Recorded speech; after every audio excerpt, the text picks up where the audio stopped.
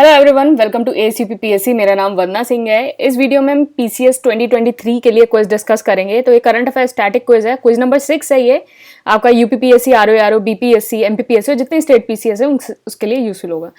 ये integrated prelim का mains course है एंड ये प्रीलिम्स कोर्स है। इस नंबर पे व्हाट्सएप और टेलीग्राम करके इसको ज्वाइन कर सकते हैं और ये डेली मेंस आंसर राइटिंग है।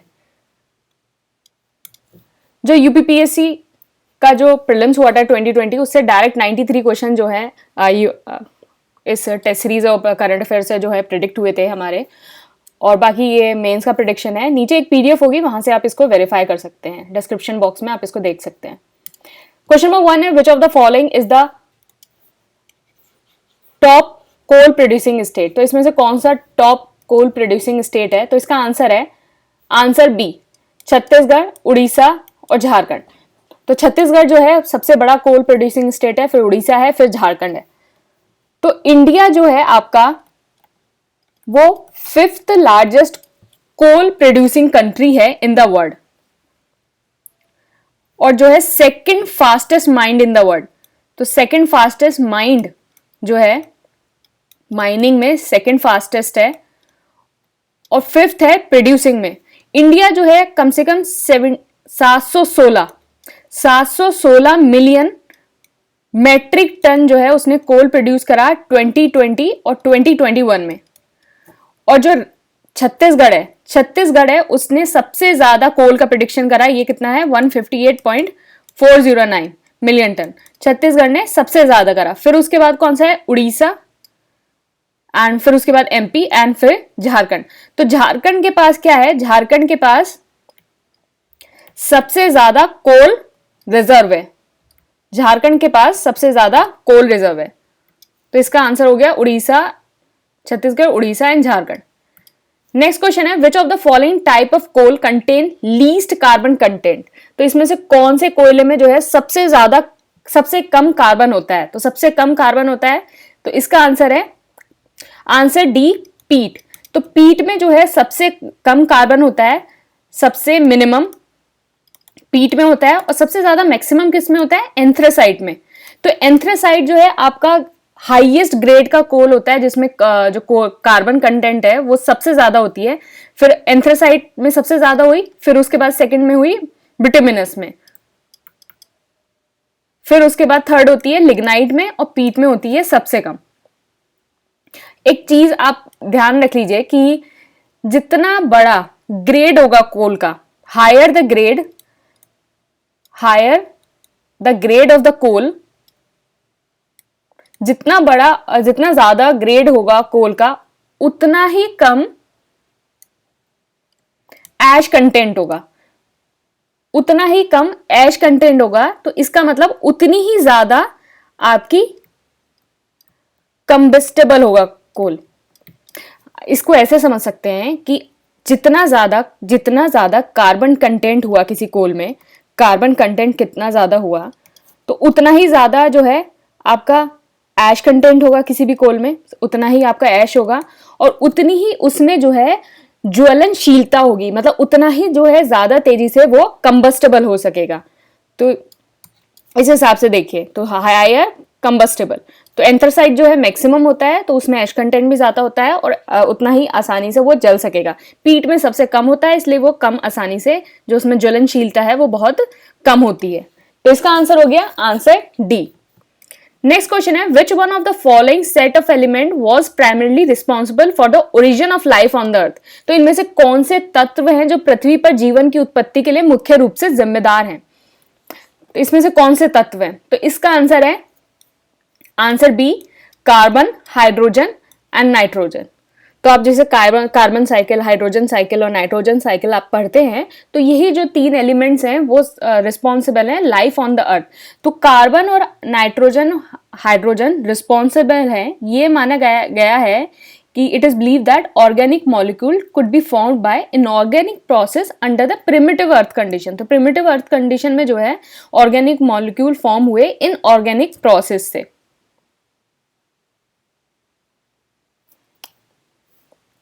तो इन सारी गैसेस ने जो है आपका प्रोड्यूस किया, मतलब इन सारी गैसेस से आपको क्या मिला, अमीनो एसिड्स मिले, अदर ऑर्गेनिक मॉलिक्यूल मिले, जैसे शुगर हो गया, न्यूक्लिक एसिड हो गया, और अदर ऑर्गेनिक मॉलिक्यूल जो है इस हिसाब से लिपिड्स हैं, ये सारे मिले। तो इससे एक जो है आपका बिल्डिंग ब्लॉक ऑफ लाइफ जो है वो प्रिपेयर हुआ।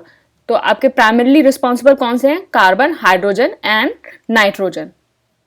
तो इसका आंसर हो गया आंसर बी। नेक्स्ट है question number 4, choose the correct. पहला स्टेटमेंट है Galapagos is an archipelago of the volcanic island. Second, it is distributed in Atlantic Ocean. तो इसका आंसर क्या है, इसका आंसर है वन ओनली। पहला स्टेटमेंट बिल्कुल सही है क्योंकि ये वॉल्केनिक आइलैंड की जो है आर्किपेलॉजी है। दूसरा गलत है, इसमें लिखा है it is distributed in Atlantic Ocean. तो ये गलत है बिकॉज जो आपका गैलापागोस आइलैंड है वो आइलैंड ऑफ ग्रुप है of the eastern Pacific ocean. Eastern Pacific ocean में आपको ये मिलता है, ईस्टर्न पैसिफिक ओशन। तो ये जो प्रोविंस है आपका, province, it is a province of Ecuador. तो जो आपका गैलापागोस है वो कम से कम 13 मेजर आइलैंड से बना हुआ है। तो 1978 में क्या हुआ, इसको एक यूनेस्को वर्ल्ड हेरिटेज साइट जो है वो डिक्लेयर कर दिया। और इसमें जो है हाईएस्ट पॉइंट जो इसका है वो है, गैलापागोस आइलैंड में जो हाईएस्ट पॉइंट है वो है Isabela. It contains the mount Azul की हाईएस्ट पॉइंट है इसका। नेक्स्ट क्वेश्चन है eco sensitive zone can go up to dash kilometre around the protected area. तो इको सेंसिटिव जोन जो है आपका, जो ESZ होते हैं, वो संरक्षित जो क्षेत्र हैं वो कितने किलोमीटर तक जो है वो जा सकते हैं। तो इसका आंसर है आंसर बी 10। तो इको सेंसिटिव जोन या फिर जिसको इकोलॉजिकली फ्रेजाइल एरिया बोलते हैं वो हमारा ministry of environment, forest and climate change ये डिक्लेयर करता है around the protected area. Protected हो गया, एरिया हो गया, नेशनल पार्क हो गया, वाइल्ड लाइफ सेंचुरी हो गया। तो एक ध्यान देने वाली बात यह है कि जो आपका एनवायरमेंट प्रोटेक्शन एक्ट है, एनवायरमेंट प्रोटेक्शन एक्ट कब आया था, 1986 में। तो ये आपका यूपीपीएससी 2022 में ये डायरेक्ट क्वेश्चन आया था कि एनवायरमेंट प्रोटेक्शन एक्ट कब आया था, तो 1986 में आया था। तो उसमें जो है ESG, इको सेंसिटिव जोन का मेंशन नहीं है एनवायरमेंट प्रोटेक्शन एक्ट में। लेकिन ये कहां मेंशन है, ये मेंशन है आपका wild life conservation strategy 2002। Wild life conservation strategy 2002 में मेंशन है कि इको जो आपका ESG है, इको सेंसिटिव जोन, वो कम से कम अप टू 10 किलोमीटर तक जा सकता है।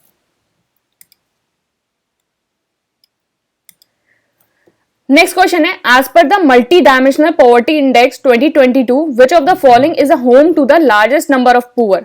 तो मल्टी डायमेंशन पॉवर्टी इंडेक्स जो आपका MPI है उसके अकॉर्डिंग जो सबसे ज्यादा लार्जेस्ट नंबर ऑफ पुअर कहां होम करते हैं। तो इसका आंसर है आंसर सी, इंडिया। तो आपका global multi dimensional poverty index है, एक इंटरनेशनल मेजर है जो आपका acute multi dimensional poverty measure करता है। और इसको जो पब्लिश करता है वो कौन करता है, ऑक्सफोर्ड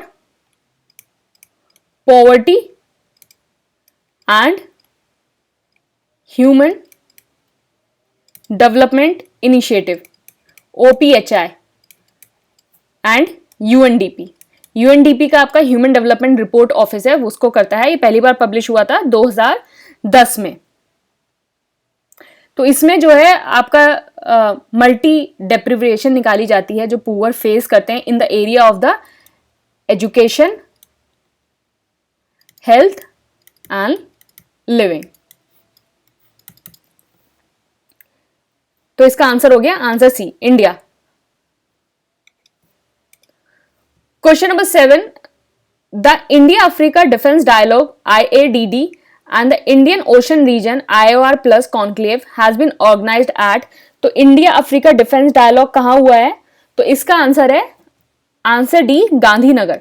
तो इंडिया अफ्रीका डिफेंस डायलॉग या जिसको Indian ocean region plus conclave कहते हैं वो गांधीनगर में ऑर्गेनाइज हुई। तो गवर्नमेंट ने जो है एक एम्बिशियस टारगेट रखा है to achieve a manufacturing turnover, ये कितना $25 बिलियन, 25 बिलियन। इसमें क्या इंक्लूड है, ये मैन्युफैक्चरिंग होगी, मैन्युफैक्चरिंग टर्नओवर $25 मिलियन। इसमें इंक्लूड है एक्सपोर्ट $5 बिलियन का एरोस्पेस एंड डिफेंस गुड में एंड सर्विस में, एरोस्पेस डिफेंस गुड और सर्विस में बाय 2025। जो आपका first India Africa defence dialogue है वो हुआ था लखनऊ में ड्यूरिंग डिफेंस एक्सपो, जो 2020 में आपका डिफेंस एक्सपो हुई थी और वहां एक लखनऊ डिक्लेरेशन अडॉप्ट हुआ था। तो अगर ये क्वेश्चन में आ जाए कि लखनऊ डिक्लेरेशन कहाँ अडॉप्ट हुआ था, कब हुआ था, तो डिफेंस एक्सपो में, first India Africa defence dialogue में। तो इसका आंसर गांधीनगर हो गया, इस बार का गांधीनगर में हो रहा है। क्वेश्चन नंबर 8, एशिया का largest compressed biogas plant is in. तो compressed biogas plant CBG plant कहाँ है, तो इसका आंसर है आंसर सी पंजाब। तो ministry of petroleum and natural gas और हाउसिंग एंड अर्बन अफेयर ने एक एशिया का लार्जेस्ट कंप्रेस्ड बायोगैस प्लांट है आपका संगरूर पंजाब, वहां एस्टैब्लिश किया है। तो कंप्रेस्ड बायोगैस का क्या मतलब होता है, तो ये पंजाब में हुआ है। तो कंप्रेस्ड बायोगैस का क्या मतलब होता है, it is a mixture of hydrocarbon gases and the vapour consisting mainly methane in gaseous form. तो इसका क्या मतलब है, मिक्सचर होगा किसका, हाइड्रोकार्बन गैसेस, जितनी हाइड्रोकार्बन गैसेस हैं and vapour consist methane in gaseous form, in gaseous form. और ये कैसे प्रोड्यूस होता है, मीथेन जो गैसियस फॉर्म में by the decomposition of the animal, plant, purified और कंप्रेस हो, उस हिसाब से डिकम्पोजिशन से ये मिलता है। तो बेसिकली सीबीजी का मतलब ये है कि हाइड्रोकार्बन गैसेस और वेपर कंसिस्टिंग मीथेन गैस का इट इज अ मिक्सचर। तो ये जो है ये आपका पंजाब में हो रहा है। Question number 9, Shehan Karunatilaka has won the Booker Prize for his novel The Seven Moons of the Mali. Almeida belongs to which country? Almeida belongs to which country? तो इसका आंसर है आंसर बी श्रीलंका। तो जो शेयान करुणातिलका ने जो है एक नॉवल लिखा है the seven moons of Maali Almeida, उनको बुकर प्राइज मिला है, तो वो श्रीलंका से बिलोंग करती हैं।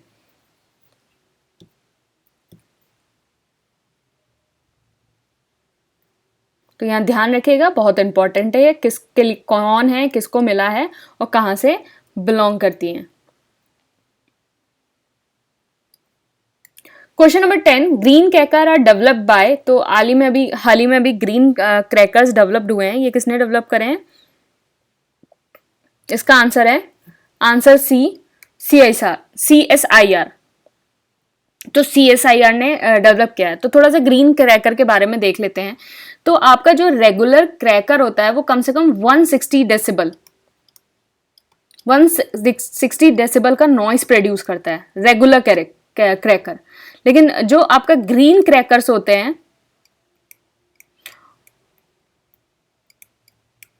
वो आपका एमिशन रेट जो है उनका लिमिटेड है 110 से 125, मतलब दे आर स्टिल हार्मफुल। मतलब 110 से 125 अगर कॉन्टिन्यूसली आप वॉइस सुनते हो तो यू कैन बी डेफ, वो अभी भी हार्मफुल है लेकिन काफी रिड्यूस है, मतलब 50 डेसिबल तो रिड्यूस हो ही रहा है। तो बेसिकली ग्रीन क्रैकर में और जो नॉर्मल क्रैकर है उसमें इसका डिफरेंस आ जाता है और केमिकल्स का भी डिफरेंस आ जाता है। तो अगर कोई भी मतलब CSIR ने ये भी कराया, अगर कोई भी ग्रीन क्रैकर है और ट्रेडिशनल क्रैकर है उसको डिफरेंशिएट क्या करा जाएगा। तो ग्रीन क्रैकर के अंदर एक ग्रीन लोगो लगेगा, ग्रीन लोगो होगा, एक क्विक रिस्पॉन्स भी जो है उस पे लगाया जाएगा। तो टाइप्स ऑफ ग्रीन क्रैकर आपके कौन कौन से हैं, तो ये इंपॉर्टेंट है, आप इसको ध्यान रखिएगा। एक है सुहास, मतलब सेफ वाटर रिलीजर, सेफ वाटर रिलीजर। एक है आपका स्टार, तो ये सेफ टर्माइट है। एंड आपका है सफल, यह है सेफ मिनिमल एल्यूमिनियम। तो सेफ मिनिमल एल्यूमिनियम। तो इसका जो अप्रूवल होता है वो कौन देता है, पीसो। पीसो मतलब पेट्रोलियम एक्सप्लोजिव सेफ्टी ऑर्गेनाइजेशन। ये किसके अंदर है, department of promotion of industry and internal trade, DPIIT। ये किसके अंदर है, ये मिनिस्ट्री ऑफ कॉमर्स के अंदर आता है। तो ये देते हैं। इसका पीसो का हेड ऑफिस कहाँ है, नागपुर में। नेक्स्ट क्वेश्चन है uniform civil code mention in which article. तो यूनिफॉर्म सिविल कोड किस आर्टिकल के अंदर मेंशन है, तो इसका आंसर है आंसर सी, आर्टिकल 44। आर्टिकल 44 कहाँ आता है आपका, directive principle of state policy में। तो यूनिफॉर्म सिविल कोड ये करता है कि provide for the one law for the entire country applicable to all religious community. मतलब सारी रिलीजियस कम्युनिटी के लिए सिर्फ एक लॉ होगा फॉर द पर्सनल मैटर, जैसे मैरिज हो गया, डिवोर्स हो गया, इनहेरिटेंस हो गया, अडॉप्शन हो गया, इन पर्सनल मैटर के लिए। तो इसमें याद रखना पर्सनल मैटर के लिए। अब देखिए सिविल के लिए आपका IPC है, क्रिमिनल के लिए CRPC है। तो अब इन सारे मैटर के लिए आपका एक कोड है, लेकिन पर्सनल मैटर के लिए आपका कोड नहीं है। जैसे हिंदू मैरिज बिल हो गया, या हिंदू मैरिज एक्ट हो गया, सक्सेशन एक्ट हो गया, आपका शरीयत वाले लॉ हो गए। तो अलग अलग धर्म के लिए अलग अलग लॉ हैं, लेकिन यूनिफॉर्म सिविल कोड जो है वो ये होगा कि ऑल रिलीजियस और कम्युनिटी के पर्सनल मैटर के लिए सिंगल जो लॉ हो, तो वो यूनिफॉर्म सिविल कोड है। तो आर्टिकल 44 जो है constitution directive principle of state policy का, वहाँ ये मेंशन है। तो गोवा जो है एक अकेला ऐसा स्टेट है जहाँ यूनिफॉर्म सिविल कोड जो है वो है। तो Goa is the only state जहाँ यूनिफॉर्म सिविल कोड है। तो इसका आंसर हो गया answer C, article 44। Next question है Ayushman Bharat digital mission launched in. तो आयुष्मान भारत डिजिटल मिशन कब लॉन्च हुआ है, तो इसका आंसर है आंसर डी, 2021 में। तो आयुष्मान भारत जो है एक फ्लैगशिप स्कीम थी इंडिया में, जो launch and recommended by the national health policy 2017 ने ये रिकमेंड किया था कि एक जो है यूनिवर्सल हेल्थ कवरेज अचीव करने का विजन के साथ। फिर 2021 में जो है आयुष्मान भारत डिजिटल मिशन जो है लॉन्च हुआ 27 सितंबर को 2021 में। और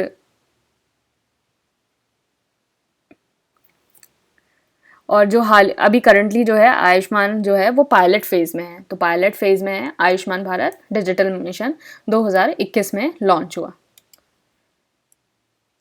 नेक्स्ट है dash has been overall won the world green city award 2020 in the category living green for economic recovery and growth.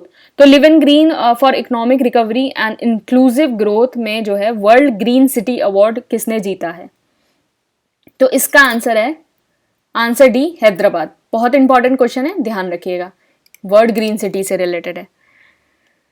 तो सिटी ऑफ हैदराबाद ने जो है वर्ल्ड ग्रीन सिटी अवार्ड, याद रखना वर्ल्ड ग्रीन सिटी अवार्ड, तो world green city award जीता है। इसने किसको बीट किया है, पेरिस को, बुगोटा को, मैक्सिको को, मॉन्ट्रियल एंड इतनी सारी जो इतनी सुंदर सुंदर जो सिटीज़ हैं जहां आप मतलब जो आपकी फॉरेन विजिट करने की जो आपकी इच्छा रहती है कि पेरिस जाएंगे और यहाँ जाएंगे, तो उन सबको बीट करके जो है वर्ल्ड ग्रीन सिटी ने, हैदराबाद ने ये प्राइज़ जो है बैग्ड किया है। तो सिटी को जो है एक और प्राइज़ मिला है, वो मिला है living green for economic recovery and inclusive growth at the international association of the horticulture producer in जीजू मतलब साउथ कोरिया, जीजू साउथ कोरिया में है। तो वहाँ जो सिटी है उसको मिला है living green for economic recovery and inclusive growth. तो इस जो कैटेगरी है उसमें हैदराबाद को प्राइज मिला है। नेक्स्ट क्वेश्चन है, international association of horticulture producer AIPH 2020 lease the world green city award which was organised in, तो ये कहाँ ऑर्गेनाइज्ड हुआ था? इसका आंसर है answer D, South Korea. South Korea में कहा, जीजू में जो है ऑर्गेनाइज हुआ था।